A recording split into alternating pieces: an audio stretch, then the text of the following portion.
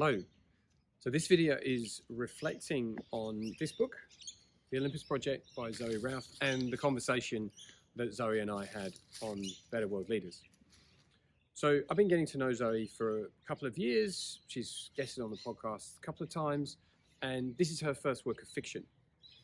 And I read this really quickly. I mean, I think generally it's fair to say a reasonably quick reader, but like I literally read this on a flight. It's fast-paced, moving through, I think, a scenario which, as futuristic as it is, I think is kind of familiar enough. The character development is elegant, the language is eloquent and very accessible, and it deals with complexity in a really subtle way. And fundamental to the book. So this is a story of world designers prototyping to set up a essentially human base on the moon. And to do so because climate change has ravaged the planet. There's lots of stress on ecological systems, including human ones. And the idea of venturing to the moon to experiment with becoming a multi-planetary society and species has become something that people are willing to commit to. Now, there's a group of characters in this book who disapprove of this as a venture. And I would confess that personally, my allegiance would be with that group, right? That we have this beautiful home here and let's focus on making our role here more life-fulfilling.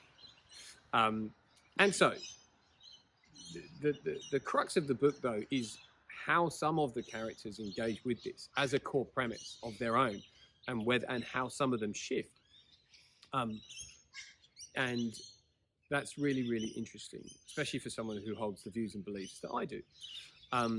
But also, what is really, really well done is the stages of leadership development that are woven through this book.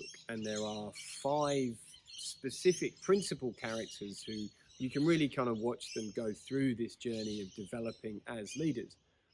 And that's, of course, by design and intent.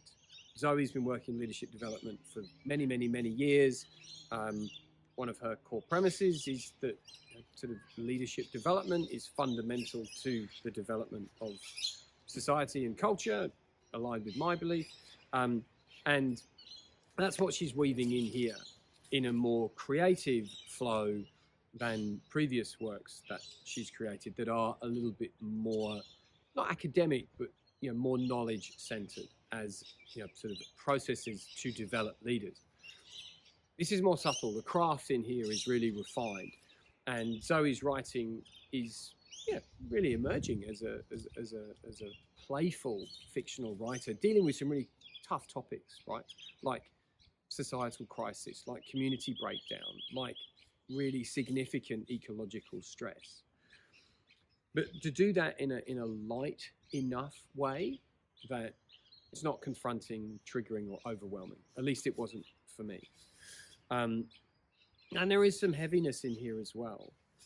There is some grief, bereavement, and I can relate to a lot of that in my own lived experience.